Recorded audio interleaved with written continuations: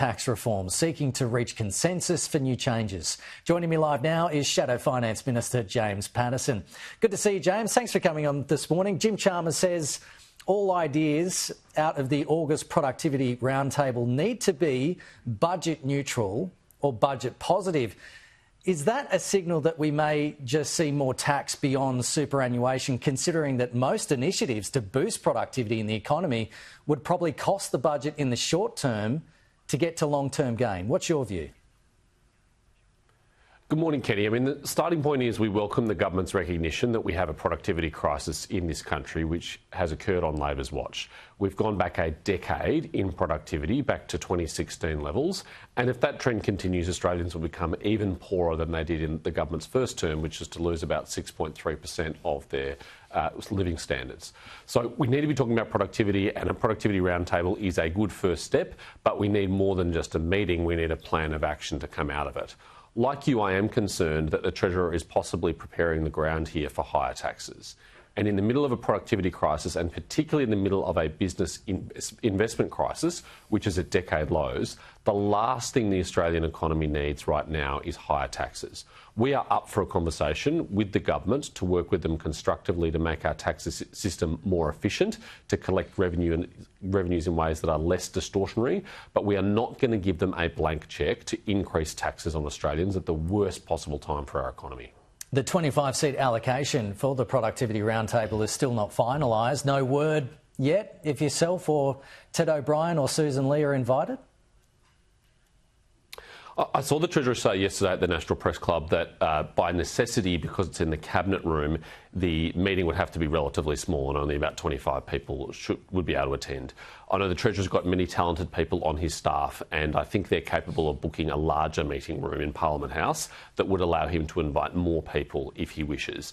It's not necessary that it be held in the Cabinet room. It could be held anywhere in Parliament House in a way that could facilitate broader participation, including from the opposition. So I hope they get out the schematics of Parliament House and look at the room list and see the other options that are available to them if they want to be more inclusive in this process.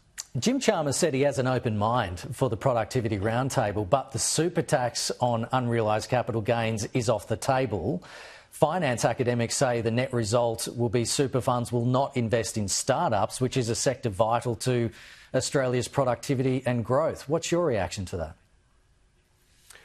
Whether this was the policy intent or not when superannuation was created, superannuation, particularly from self-managed super funds, has become one of the ways in which people invest in early stage companies and effectively provide venture capital finance in this country.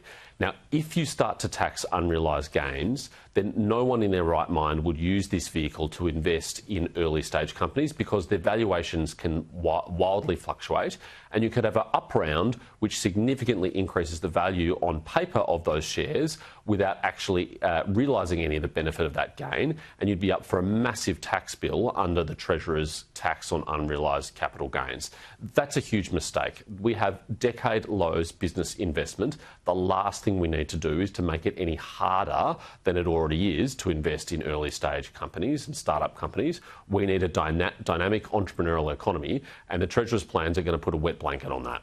The Treasurer has warned that the global transition to net zero will impact the huge revenues the budget receives from resources, and that's driving part of the need for tax reform. Can critical minerals fill the void? And what's your view about an electric car tax as well?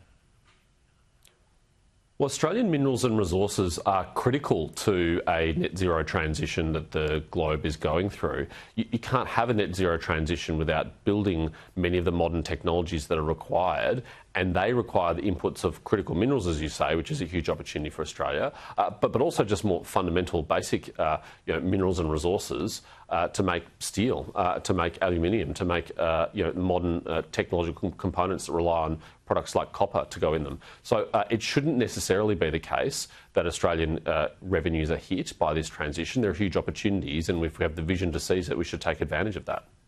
OK, James Patterson, appreciate your time this morning. Thanks so much for joining us.